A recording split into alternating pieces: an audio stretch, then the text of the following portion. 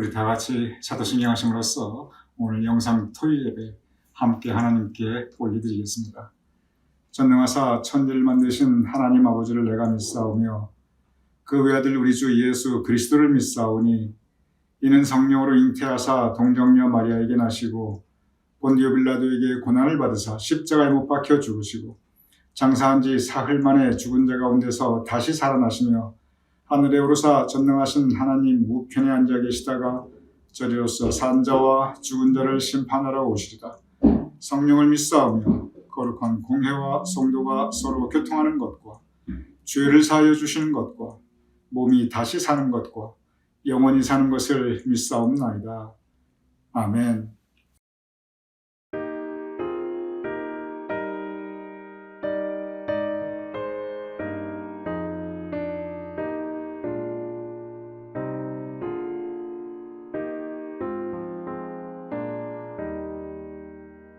겸손히 주를 섬길 때 괴로운 일이 많으나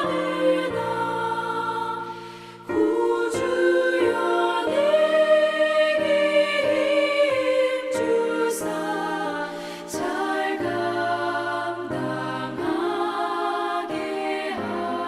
하소서. 인자한 말을 가지고 사람을 감화시키며 갈 길을 잃은 무리를 잘 인도하게 하소서.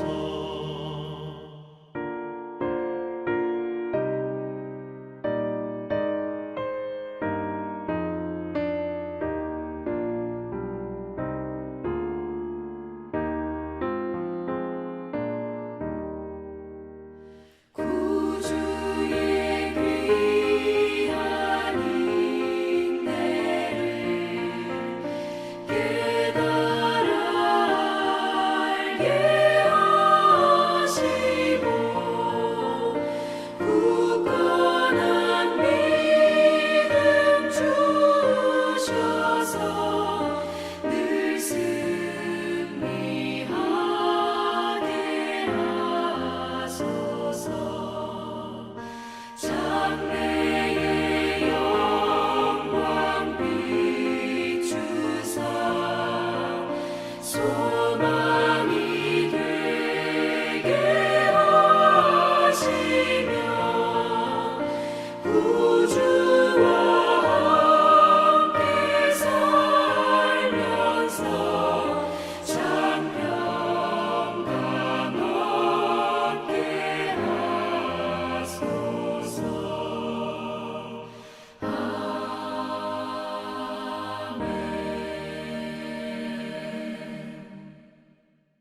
오늘 영상 토요일 예배에 함께 각가정에서 참여하시는 우리 교우님들을 주님의 이름으로 환영합니다. 먼저 우리 다시 한번 성령의 열매, 우리의 유절 갈라디아서 5장 22절에서 23절 우리 다 같이 함께 우리 화면 보시면서 읽어보겠습니다. 시작. 오직 성령의 열매는 사랑과 희락과 화평과 오래 참음과 자비와 양선과 충성과 온유와 절제니 이 같은 것을 금지할 법이 없느니라. 오늘은 온유에 대해서 함께 말씀의 은혜를 나누고자 합니다. 먼저 온유가 무슨 뜻이냐면은 여러분이 화면에 온유의 그 한자어가 나타나 있습니다. 온유는 이 온자가 따뜻할 따뜻하다 그러한 뜻입니다. 그리고 유자가 부드러울 부드럽다 그러한 뜻입니다. 영어를 보도록 하겠습니다. 영어에 보면은 두 가지로 나타납니다. 한글 성경은 전부 온유 이렇게 한자어로 나타나는데 영어 보면은 어디를 보면 meek, M-E-E-K라고 나와 있고 어디를 보면 gentle이라고 나와 있습니다. 그런데 이 meek이든지 gentle이든지 한국말 성경은 전부 두 개를 구별하지 않고 온유라고 표현되어 있습니다. meek, 유순하다, 부드럽다, 그런 뜻입니다. gentle, 참 예의 바르다, 신사적이다, 그런 뜻입니다. 그러니 온유, 이 한자어나 영어로 meek, gentle, 참 아주 똑같은 이 동일한 그러한 의미입니다. 종합하면은 온유한 사람, 이게 무슨 뜻이냐면 온유함, 그것은 마음이 따뜻하고 부드러운 사람이 온유한 사람입니다. 그 말을 참 따뜻하게 하고 그리고 그 말을 하더라도 부드럽고 예의 바르게 상대방 마음 상하지 않게 하는 사람이 그 사람이 온유한 사람입니다. 행동을 보니 참 남을 배려하고 친절하고 자상하고 따뜻해요. 그리고 예의 발라요. 이러한 사람들이 온유한 사람들입니다. 그러니 온유한 사람 그러면 벌써 듣기만 해도 여러분이 그 온유하다는 그 말의 느낌이 주는 그 느낌 자체가 참 마음이 환해지는, 따뜻해지는 것을 느낄 수가 있을 것입니다. 그러니 온유한 사람 참 좋은 표현입니다. 그리고 누구 보고 온유하다고 할 때 그것은 참 존경과 그리고 칭찬, 그 성품을 인정하는 것이 담겨있는 그러한 뜻입니다. 온유한 사람의 반대가 있습니다. 그것은 뭐냐면 강팍한 사람, 완고한 사람, 마음이 딱딱한 사람, 너그럽지 못한 사람, 이 다 온유한 사람의 반대되는 사람들입니다. 말을 하더라도 같은 말이라도 세게 하고 강하게 하고 독하게 하는 사람, 행동을 보니 그냥 고지식하고 융통성이 전혀 없고 언제나 자기 고집이 너무 센 사람들, 온유한 사람의 반대되는 사람들입니다. 이런 사람들을 강팍한 사람, 완고한 사람, 성경은 그렇게 표현하고 있습니다. 그래서 성경 말씀은 온유한 사람이 있고 그리고 강팍하고 완고한 사람 이렇게 구별해 놓습니다. 우리가 여기서 조금 더 깊이 들어갈 필요가 있습니다. 이 온유함을 이해하기 위해서 성경에 보면 강팍하다, 완고하다 이런 표현이 참 많이 나옵니다. 그러면은 이 강팍한 사람, 완고한 사람 똑같은 뜻이에요. 자기 고집이 강한 사람들, 이분들의 특징이 있습니다. 가장 대표적으로 두 가지 큰 특징이 있어요. 첫째는 뭐냐면 마음이 강팍하고 그리고 마음이 완고한 그러한 분들은 사람을 보는 눈, 그리고 세상을 보는 눈, 이러한 그 사람과 세상을 바라보는 시각이 대개 보면은 세상말로 보면 삐딱하게 있는, 조금 이렇게 한자를 쓰면 왜곡되어 있는 이런 걸 우리가 볼 수 있어요. 그러니 사람을 보더라도 그리고 세상을 보더라도 이렇게 삐딱한 눈으로, 왜곡된 눈으로 보다 보니까 결과적으로 다 어떻게 느끼냐면 이 사람들이 다 나쁜 사람처럼 느껴져요. 이 사람은 이게 나쁘고 저 사람은 저게 나쁘고 도대체 제대로 된 사람이 없는 것처럼 보여져요. 그리고 세상이 온통 삐뚤어져 보입니다. 이것은 이래서 타도의 대상이고 저건 저래서 이러면 세상이 안 되는 거고 뒤집어져야 되고, 이렇게 강팍한 사람, 완고한 사람은 일단 세상과 사람을 보는 그 시각, 그 눈이 상당히 왜곡되어져 있는 것을 우리가 쉽게 볼 수 있습니다. 또 다른 특징이 있습니다. 그게 뭐냐면 자기만이 옳아요. 자기만 옳아요. 나는 옳고 다른 사람은 틀렸어요. 그래서 언제나 보면 가르치려고 해요. 그리고 자기 주장을 절대로 굽히질 않아요. 이 자기 주장을 굽히는 것, 이것을 정말 자존심하고 연결을 시켜요. 그게 절대 그럴 문제가 아니거든요. 생각은 다 다를 수도 있고 내가 틀릴 수도 있고 열린 마음이, 융통성 있는 마음, 즉 부드러운 마음을 가져야 되는데 그렇지가 않아요. 내 생각, 내 주장을 굽히면 이것이 자존심을 굽히는 걸로 생각하는, 그래서 그 고집을 목숨처럼 지키고 나가는 그런 분들이 있습니다. 융화가 안 돼요. 대화가 안 돼 있는 거죠. 그래서 이렇게 자기 생각의 절대화, 자기만이 옳다고 생각하는 그러한 생각, 또 다른 이 강팍한 마음, 완고한 마음의 공통적인 특징입니다. 요즘 세상이 사람이 살아가면서 특히 우리 믿는 사람들이 성경에 보면 참 오늘 이제 온유함, 성령의 열매인데 온유한 마음, 온유한 행동, 이런 온유한 성품을 가지고 세상 살아가는 게 참 힘들어졌어요. 왜냐하면 나는 그렇지 않고 싶은데 세상이 강팍해지고 세상이 점점 독해지고 그리고 요즘 세상 많이 악해져 있는 것을 사실 우리가 볼 수 있어요. 그러다 보니까 그런 강팍하고 독하고 악한 세상에서 살아남으려면 여기서 어쨌든 살아가려면 가장 쉬운 방법이 뭐냐면 나도 같이 독해지는 거예요. 나도 같이 강팍해지는 거예요. 나도 똑같이 참 조성스러운 말씀입니다만 심지어 어떤 경우는 악이 있어야 되는 그래야 살아남을 수 있고 또 어떤 면에서는 이 경쟁 사회에서 승리할 수 있는 그래서 이 경쟁에서 이기고 잘 살 수 있는 이런 것이 요즘 세상의 어떤 모습이기도 해요. 뭐 다 그런 건 아닙니다. 그런데 그러한 요즘 세상의 모습이 있다는 것은 부인할 수가 없어요. 그런데 세상은 이렇게 강팍해지고 완고해지는데 온유한 사람이 되라? 참 이거 쉽지 않습니다. 세상은 이렇게 강팍한데 그런데 그 속에서 온유한 사람으로 살아간다는 거 이것이 절대로 쉬운 일이 아닙니다. 그래서 여기에 우리에게 주시는 그 믿음의 도전이 있는 것입니다. 믿는 사람들은 세상이 악하다고 우리도 같이 악해질 수 있는가? 세상이 강팍하다고 해서 우리도 같이 강팍해질 수 있는가? 우리는 온유함을 지켜나가야 된다는 거예요.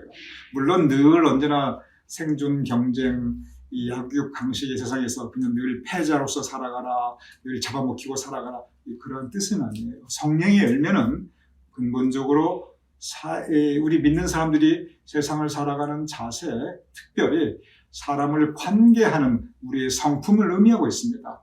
우리가 어떤 성품의 열매, 어떤 이 관계의 열매를 거두어가는가, 여기에 성령의 열매 굉장히 큰 초점이 있습니다.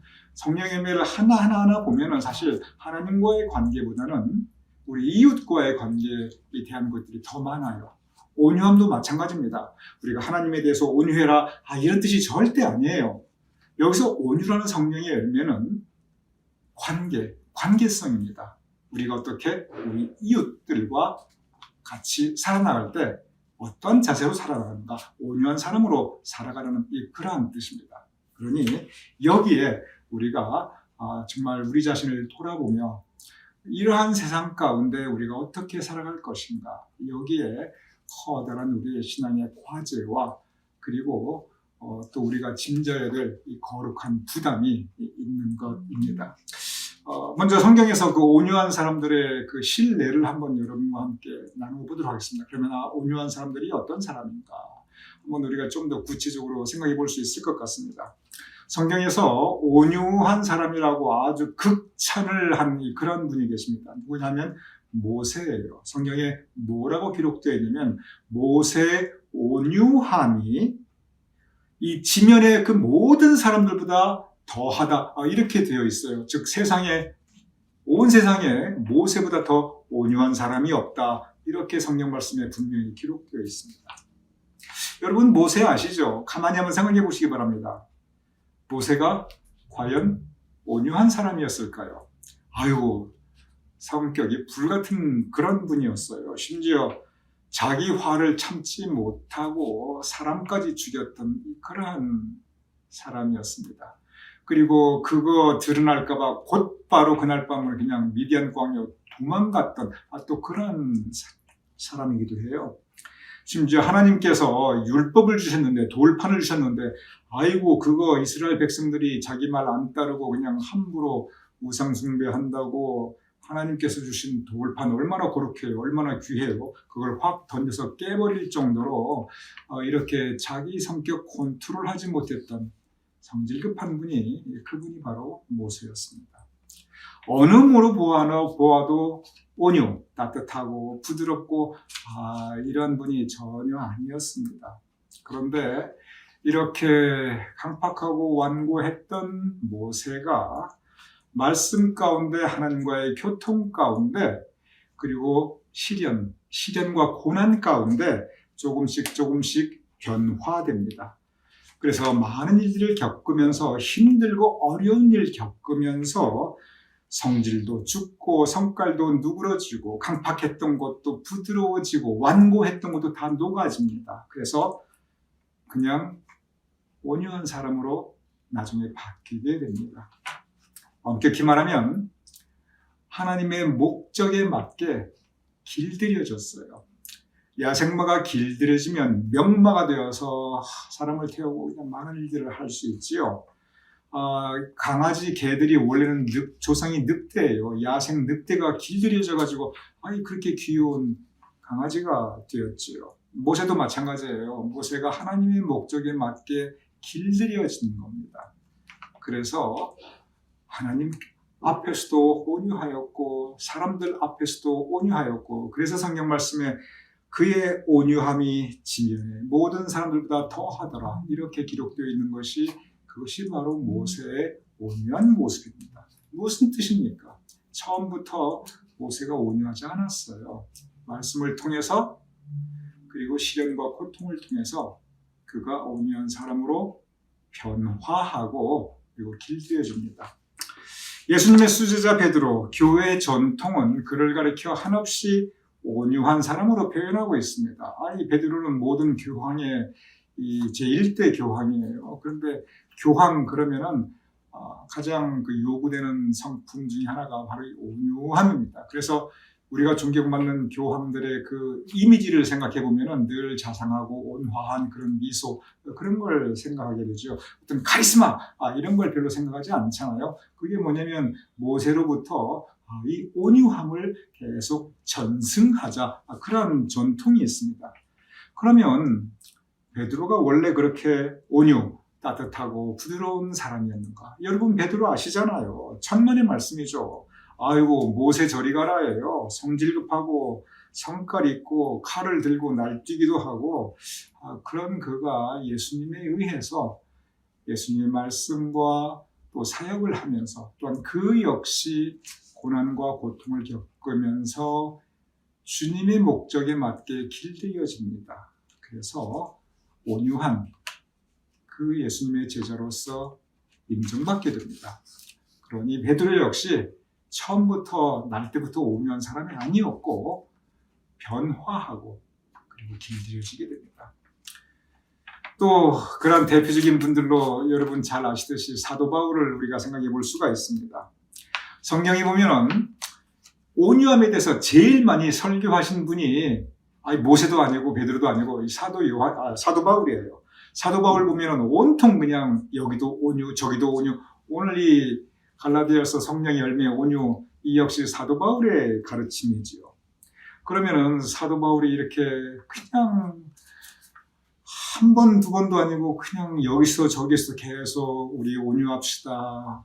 우리 따뜻하고 부드러운 말, 따뜻하고 부드러운 성품, 따뜻하고 부드러운 그런 행동을 하며 살아갑시다. 그렇게 설교를 무수하게 하였는데 과연 그렇게 그가 온유하고 따뜻한 성품의 소유자였는가? 아시잖아요. 절대 그렇지 않죠. 상당히 난폭한 사람이었습니다. 그리고 완고하고 강팍한 분이었어요. 아주 편협했어요. 자기만 잘났어요. 이 교만이 하늘을 찔렀던 그러한 분입니다. 그리고 폭력을 과감하게 사용하였던 분이 또한 사도 바울이에요. 그래서 많은 사람들이 이 사도 바울의 손에 잡혀서 심지어 옥에 갇히고 순교도 당하기도 하였습니다. 그런데 그러한 그가 또 역시 주님의 그 말씀에 의해서 특별히 고난과 시련을 통해서 그가 변화하게 됩니다. 여러 가지 어려운 일도 겪고 그리고 자기의 한계성과 고통을 그가 체험하면서 이 모난 것도 다 깨어져 나가고 강팍했던 것도 다 녹아지고 완고했던 것도 다 이렇게 부드럽게 바뀌게 됩니다. 그러면서 나중에 내가 돌아보니 내가 너무 강팍했다, 내가 너무 완고했다, 내가 너무 교만했다, 계속 회개합니다. 그러면서 우리 온유합시다, 온유하게 살아갑니다. 이 온유의 설교자가 되는 것을 우리는 볼 수가 있습니다. 여기에 그 모세나 베드로나 사도 바울이나 적어도 인류 역사상 가장 위대한 우리 신앙의 지도자, 믿음의 선배들입니다. 그런데 우리가 짧게 우리가 함께 묵상했듯이 이 세 분의 공통점이 있어요. 원래는 굉장히 공격적이었고, 굉장히 성질 급했고, 굉장히 강팍했고, 그리고 굉장히 자기 고집이 대단했던 분들이었습니다. 그런데 말씀 가운데 변화하고, 하루아침 아니에요. 서서히 변화하고, 특별히 제가 벌써 오늘 여러 번째 말씀드립니다. 고난 가운데, 시련 가운데, 예전에 생각하지도 못했던 그런 어려움들을 겪으면서 다 이 바닥까지 내려갑니다. 모세도 인생 그 바닥 밑바닥까지 내려가고요. 베드로도 그 인생 밑바닥까지 내려갑니다. 사도 바울도 그냥 다 인생 밑바닥까지 내려가요. 그런데 그러면서 바뀌게 됩니다. 온유한 성품으로 바뀌게 됩니다. 그랬을 때 하나님께서 들어쓰십니다. 온유함으로 바뀐 모세를 들어쓰셨고, 온유하게 바뀐 베드로를 들어쓰셨고, 사도 바울을 온유하게 변화시키셔서 또한 그를 들어쓰십니다. 이렇게 온유함이라고 하는 것은 사실 우리가 태어날 때부터 온유한 사람, 물론 그런 사람도 있겠지요. 그런 분들도 뭐 없지 않게 계시겠지요. 그런데 성경 말씀을 가만히 보면 온유함은 우리가 처음부터 타고난다기보다도 원래 우리 마음속에 있는 그런 강팍함과 완고함을 내가 쳐서 굴복시키는, 그리고 내가 치는 것뿐만이 아니라 주님의 말씀에 의해서 내가 변화받고, 또 한 가지 사람을 온유하고 겸손하게 만드는 정말 가장 큰 외부적인 환경, 그것은 뭐냐면 시련과 고통과 어려움입니다. 바닥까지 한번, 인생 밑바닥까지 내려가 보는 거예요. 그리고 감당할 수 없는 이 환경의 고통 또는 마음의 고통도 겪어보게 되는 것입니다. 그럴 때 온유한 심령으로 하나님께서 바꾸어 주십니다. 이것이 온유함, 성경 말씀에서 우리에게 가르치는 그 온유함의 모습입니다. 그래서 온유함은 우리의 믿음 가운데 말씀에 의해서 변화되고, 그리고 길들여지는, 그래서 하나님의 뜻에 합당하게 우리가 쓰임받을 수 있는 성품, 그것이 바로 온유함입니다. 온유함이라는 게 아까 제가 계속 길들여진다는 그런 말씀을 드렸죠. 그런데 뭐 길들여진 것 같아가지고 한두 번은 잘해요. 그런데 언제 바뀔지 몰라요. 이 강아지를 길들여가지고 원래 늑대였던 동물을 길들여서 강아지로 만들어놨더니 이거 처음 몇 번은 그냥 꼬리치고 반갑다고 재롱피더니 오늘 갑자기 늑대가 되어버렸어요. 그냥 막 물어버리고 막 그냥 그렇게 하면, 그러면 어떻게 믿고 그 강아지를 계속 같이 살겠어요? 야생마했던 말을 갖다가 잘 기들여가지고 기분 좋게 타고 다녀요. 그런데 평소에는 잘 이렇게 태우고 다니는데 이게 조금만 틀어지면 그냥 야생마가 돼서 막 날뛰어요. 어떻게 또 통제가 안 돼요. 그러면 어떻게 타고 다니겠습니까? 온유함이라는 게 정말 의미를 가지려면 한 번 이렇게 길들여지고 한 번 변화받은 다음에 그 상태가 오래 가야 됩니다. 계속 가야 됩니다. 얼마나 오래, 얼마나 계속, 평생 가야 그것이 진정한 온유함입니다. 중간에 또 변해버리고 중간에 날뛰어버리면 모세가 갑자기 또 옛날 성격 나타났어요. 베드로가 옛날 성격 또 나타났어요. 사도 바울이 옛날처럼 또 교만해졌어요. 성경에 보면 그런 기류가 없거든요. 한 번 온유해진 다음에 그게 평생 같습니다.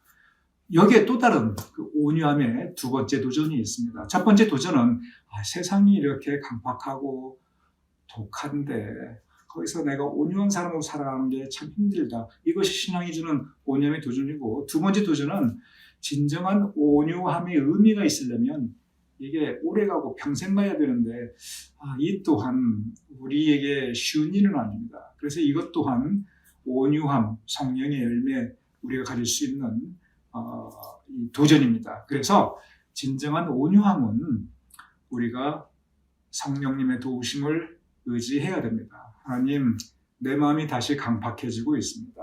아이고 하나님, 내 옛날 모습 또 나옵니다.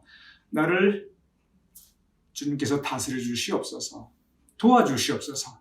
내가 이 온유함 잃어버리지 않도록 주님이 지킬 수 있도록, 내 온유함을 지킬 수 있도록 성령님 도와주시옵소서. 이렇게 우리가 성령의 열매이기 때문에 성령님의 의지해야 합니다. 그래야 온유함이 지켜질 수 있습니다. 오늘 이 말씀, 이 온유, 성령의 도우심으로 성령님의 열매, 온유함을 우리가 정말 온유함으로 변화되고, 그리고 평생 그 온유함을 지켜나갈 수 있는 게 쉽지 않지요. 그래서 우리가 계속 기도하고 의지해야 됩니다. 온유함의 성령의 열매를 거둘 수 있는 우리 모두가 될 수 있기를 주님의 이름으로 축원드립니다. 제가 기도하겠습니다. 아버지 하나님, 우리로 하여금 온유한 사람으로 살아가게 하여 주시옵소서. 우리로 하여금 마음이 따뜻하고 부드러우며, 우리의 말이 따뜻하고 부드러우며, 우리의 삶의 행동이 따뜻하고 부드러우며 친절하고 자상할 수 있도록, 그래야 우리가 성령의 열매, 온유의 열매를 풍성히 맺을 수 있도록 주님 도와주시옵소서. 아버지 하나님, 우리의 강팍하고 완고한 마음, 우리의 자기 주장, 자기 고집, 편견과 독선과 교만으로 가득한 마음이 될 때가 있사옵나이다. 그럴 때마다 성령님께서 우리를 쳐서 굴복시켜 주시옵소서. 그리하여 우리로 하여금 온유함을 지켜나갈 수 있도록 성령님 도와주시옵소서. 예수님의 이름으로 기도드렸사옵나이다. 아멘.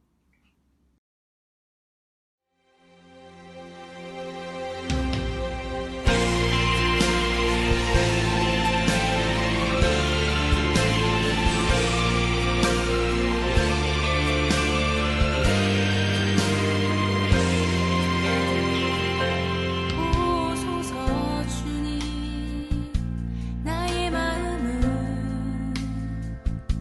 선한 것 하나 없습니다. 그러나 내 모든 것 주께 드립니다.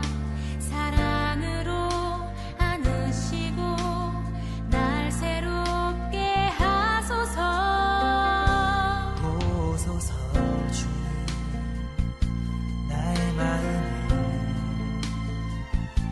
선한 것 하나 없습니다. 그러나 내 모든 것 주께 드립니다. 사랑으로 안으시고 날 새롭게 하소서. 주님만 내게 주소서. 내 아버지, 주님만 내게 주소서. 나를 향하신 주님의 뜻이 이루어지도록 주님만 내게 주소서.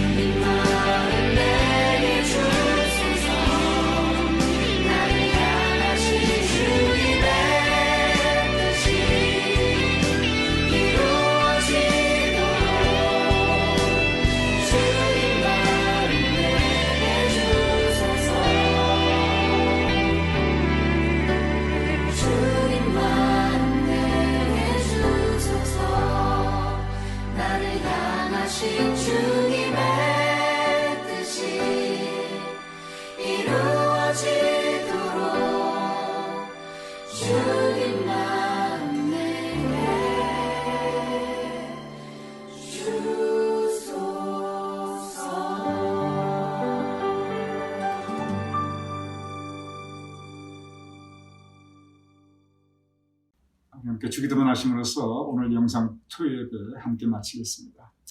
하늘에 계신 우리 아버지시여, 이름이 거룩히 여김을 받으시오며 나라의 모합시며 뜻이 하늘에서 이루어진 것 같이 땅에서도 이루어지이다. 오늘날 우리에게 일용할 양식을 주옵시고 우리가 우리에게 주신 죄를 사하여 준 것 같이 우리 죄를 사하여 주옵시고 우리를 시험에 들게 하지 마옵시고 다만 악에서 구하옵소서. 대개 나라와 권세와 영광이 아버지께 영원히 있사옵나이다. 아멘.